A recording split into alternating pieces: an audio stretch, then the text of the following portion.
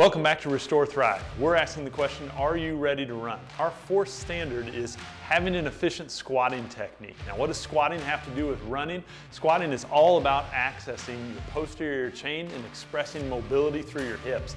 If you're stiff in your squat and you don't know how to organize yourself in that position, we're going to see a lot of inefficiency in your running pattern. So here's the standard. When you squat and watch yourself from the front, your feet are going to be about shoulder width apart or slightly wider. Toes are going to be forward, and when we drop into that squat position, your knees should stay over the middle of your foot. That's going to be the big thing we look at from the front. If we look from the side, what we want to see in the bottom of that squat is the back is straight, your hips are below the crease of your knees, and your knees are behind your toes. So that's normal squat position. Now, a lot of times what we'll see is people don't have a good idea of how to organize themselves before they squat, and we'll see this knees in, or what we call valgus position, where I'm rolling off the outside of my feet.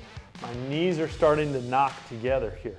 A lot of times this is just a technique issue. So one of the things to try to remedy this is simply just squeezing your butt a little bit at the top and thinking about pulling yourself into the bottom of that squat. A lot of times that remedies the knee in position there.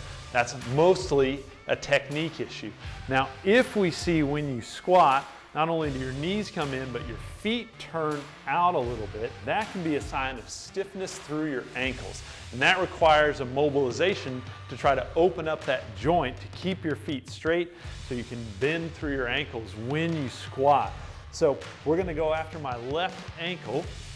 And that one's always tight on me because of an old basketball injury.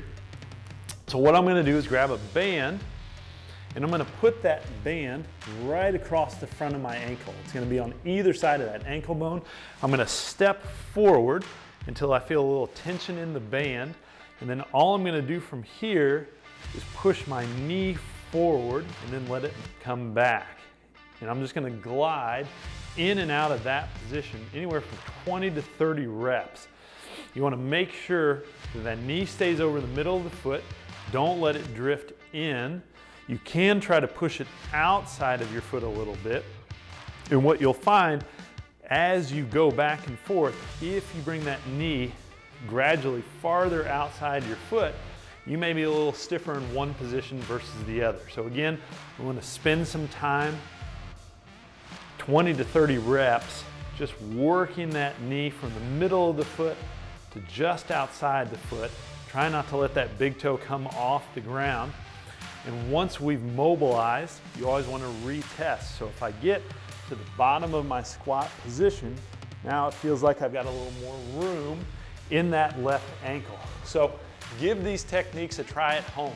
Make sure that you've got your knees over your feet pointed forward, and you've got that hip mobility to get your hips below the crease of your knees. If you have any other questions about how to solve your squat problems, or you've got problems with your runs, give us a look on restorethrive.com.